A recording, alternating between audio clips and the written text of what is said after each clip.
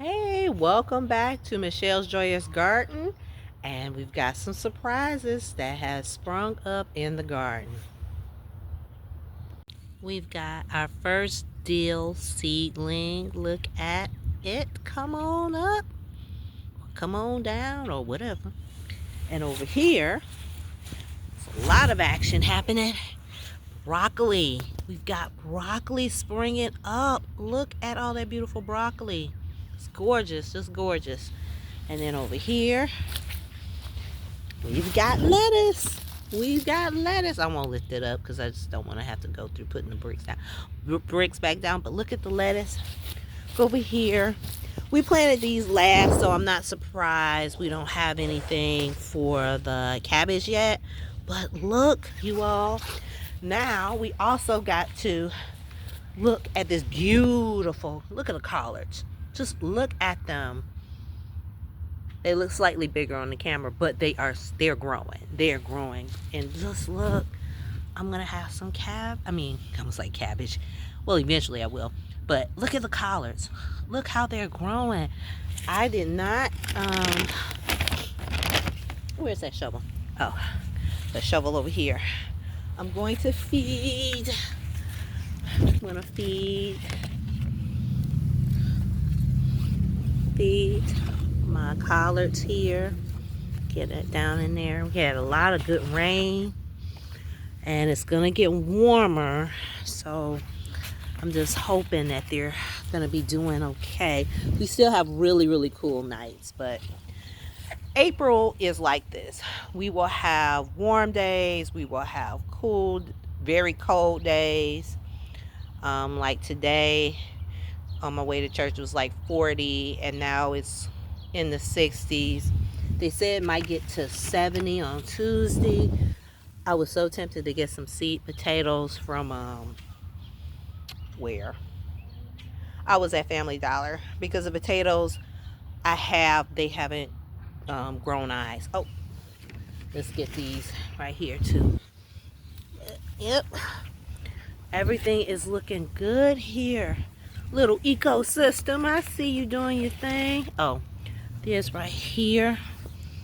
Yep, I'm just excited. It's just such a miracle to me how things work out.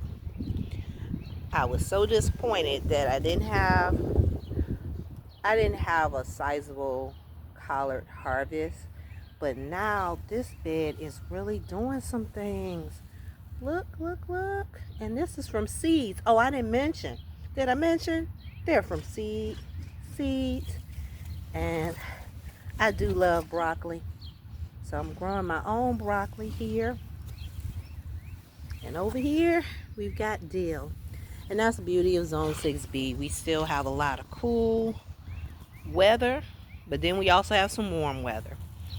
So very exciting times here in Zone 6B in Michigan. I didn't make mention of this beautiful garlic that I have growing, and the garlic is protecting the bed. This garlic should be ready probably around July. I planted it in the fall and I just love how they are growing so well. See?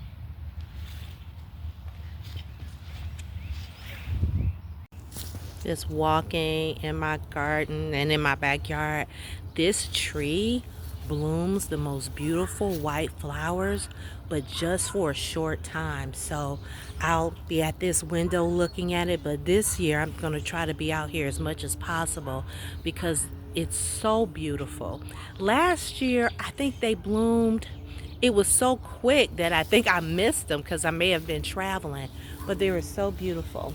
And I forgot the name of this flower, but as you can see, signs of life.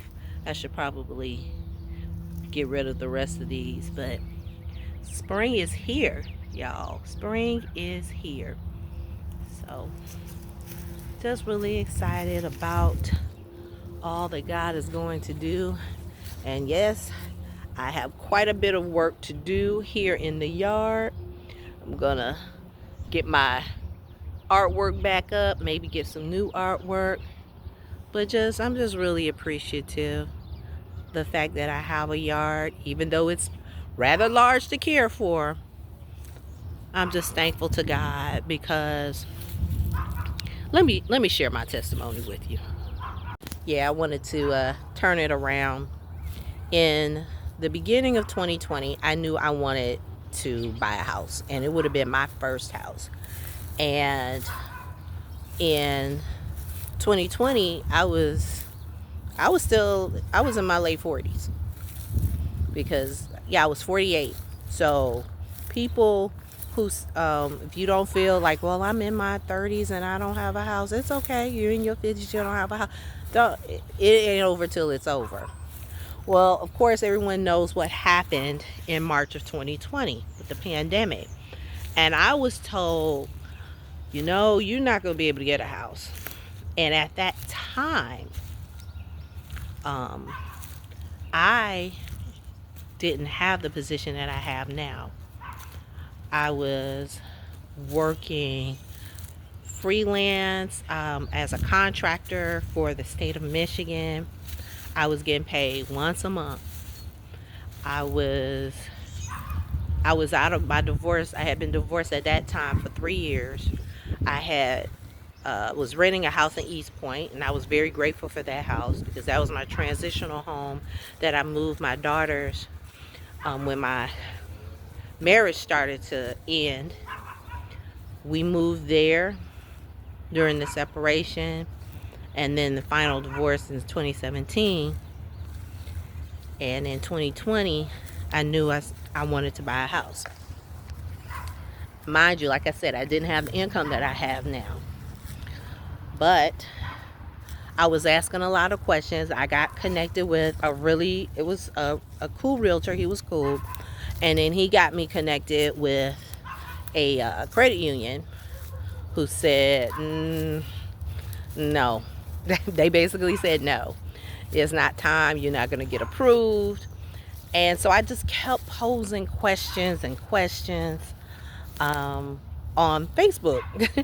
And there was a sister who I've known for years. We used to go to church together.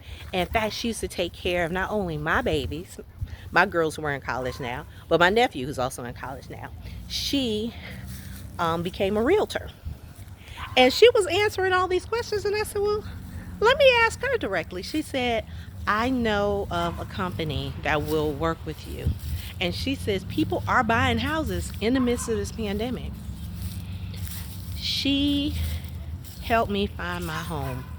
And when I walked through this door, now, let me back it up. There was an area that I really wanted to live in. And I loved the houses. They were newer. And I said, oh, goodness, this is like Nirvana. I love this place. It's beautiful.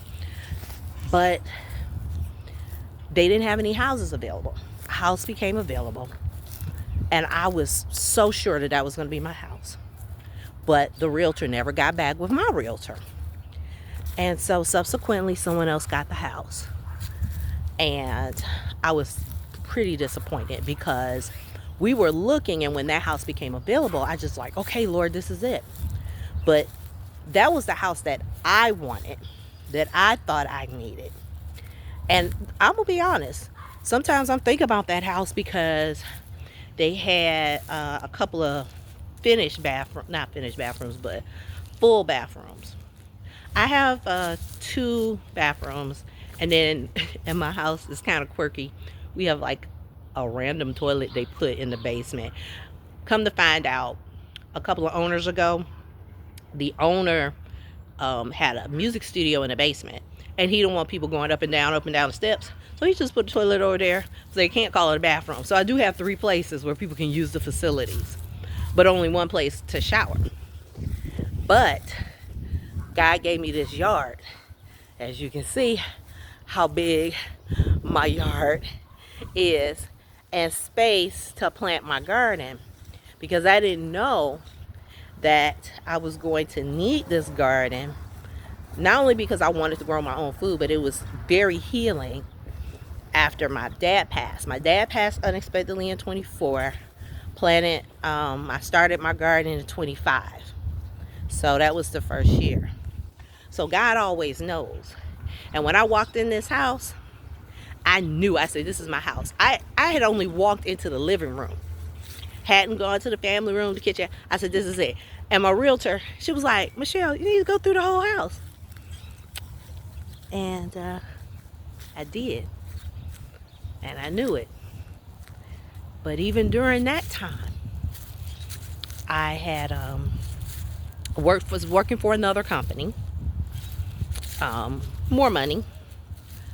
But because of the pandemic, they put me on furlough in the midst of going through buying a house. Now, there are rules that my realtor had gave me. It was like the commandments of things not to do when you're going through the process of buying a house. 1, no major purchases like a car or financing thing. 2, don't lose your job. Well, I contacted her and she said, okay. I think we prayed. I'm pretty sure we did. And she said, okay, we're going to we're going to contact the buyer's agent. I mean, the seller's agent.